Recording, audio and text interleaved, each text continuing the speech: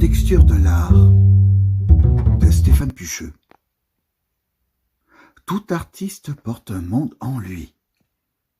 Un monde qui est une mise en abîme, puisque l'artiste, c'est d'abord une partie du monde. C'est d'abord un atome.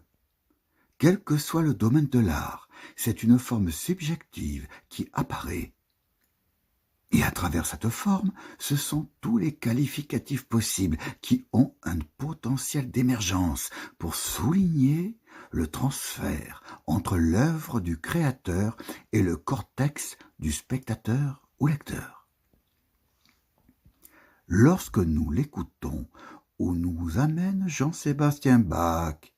Nulle part, sinon dans un monde suspendu qui se suffit à lui-même. Un monde fait d'impressions, de sensations, un monde d'émotions dont la structure est à suivre par l'oreille attentive, une oreille bientôt submergée par l'amplitude du mouvement, par la simplicité d'une richesse tonale inédite.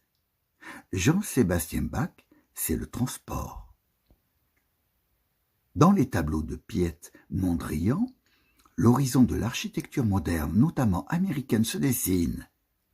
Les formes géométriques simples et pures ont successivement absorbé les mouvements précédents, que sont l'impressionnisme, le fauvisme et le cubisme, pour engendrer, à travers une seule et unique subjectivité, la peinture abstraite. C'est en quelque sorte la nudité de la peinture qui apparaît avec ce peintre, comme si le soleil se trouvait en face de nous, un soleil dont l'indicible mobilité nous maintient dans un étonnement constant. Que nous dit William Shakespeare dans ses pièces totémiques? La reprise du classicisme dans un début de modernité? Sans doute. Les contradictions des personnages en proie à l'histoire? Aussi. L'univers des possibles humains, ainsi que l'inscription comme éternelle de certaines subjectivités telles que Jules César, dont la renaissance sous la plume du dramaturge anglais se poursuit de nos jours.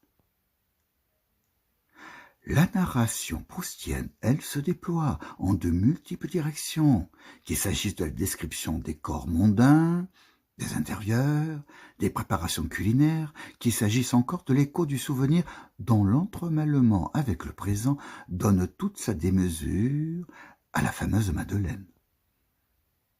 En un geste, un coup d'œil, une respiration, une parole, c'est le monde qui afflue, un monde tout entier retenu par la plume du narrateur, un narrateur qui semble tout-puissant. Marcel Proust veut saisir le monde dans une tentative ontologique. La succession des plans, en couleur ou en noir et blanc, montre un mouvement indolent que le spectateur doit s'approprier lorsqu'il pénètre dans l'univers de Jean-Luc Godard. Les hommes et les femmes sont des êtres d'incertitude qui jouent à se connaître dans un monde étrange ou joyeux, un monde métaphysique. Parfois, seule la partie inférieure du corps apparaît, des silhouettes volontairement tronquées, tandis que la parole, plus ou moins improvisée, jaillit de toutes parts. Les formes animales du sculpteur Antoine-Louis Barye font ressortir la saillie, la puissance du corps toujours prête à se mouvoir, nuque de taureau, squelette de félin, raidi ou relâché, debout ou couché. La force de ce réalisme révèle l'état brut de la vie organique, une vie en posture.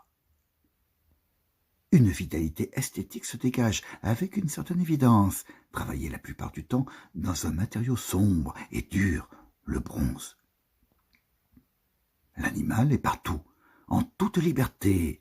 Il est à chaque fois une masse volumique, statique, éminemment présente, ou une photographie. Le metteur en scène, Stanley Kubrick, justement, commence par cette discipline, avec pour objet notamment les rues de New York. Noir et blanc, clair-obscur, qui nous ramène à Rembrandt, jeu d'ombre et de lumière, puissance diffuse, l'émotion dans sa netteté ou crudité.